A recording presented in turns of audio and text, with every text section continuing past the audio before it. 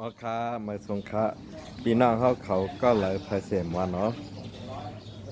สั่งว่าใครยินเฮ็ดสีไอ้ตั้งเขาไหนกับสิบต้องถามมาอะไรนะมันให้ก่อนมา11 12ก่อนเนาะเดี๋ยวก็ วันที่21ก็เตะออนมาแทง40ก่อครับเนาะเตะเอาในก็อาทิตย์หน้าก็เตะออนมาแทงเตะเอาในก็เตะออนมาแทงกูอาทิตย์เนาะหนึ่งอาทิตย์ในแลบเตะไหลมา3 วันจะไหนเนาะกับนั้นแหละพี่น้องเขาเจอไหลไผ่แค่ปันแห้งตั้งเขาขาดในก็กับสิบมาไหลตั้งเขาขาดวนว่าไว้เนาะเพราะว่าพี่น้องเขาจ่ายเงินมาเขาขาดจ่ายเซเว่นพอจ่ายเซเว่นป้องคำขึ้นกว่าอะไรก็เพราะเขาจองคิวอะไรตีศูนย์สมุทรสาครก็พี่น้องเขาก็เข้าไล่เนาะกับนั้นแหละเจออันโตไว้เหตุการณ์ไว้ต่างตีเกาหลีมาต่อตั้งเขาเกาหลีเนี่ย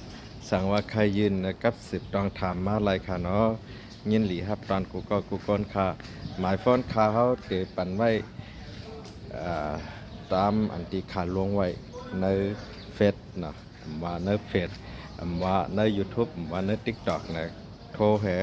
กับสิบมาไล่เฮาคาครับตีกรุงเทพเลยหิมพร้อมเนาะเห็นหลีครับตอนกูกนค่ะพี่น้องเขาก็เลยเผยใครปันแห้งเนี่ยก็กับสิบถามมาไล่ตีหมายฟ้อน0877325905ยินดีครับตอนกูกนค่ะได้เป็นส่วนสมุทรสาครค่ะเนาะเดี๋ยวก็เต็ปักหมดโลเคชั่นลงไว้ก่อนฟ้าเหเมื่อเสร็จกูกนค่ะ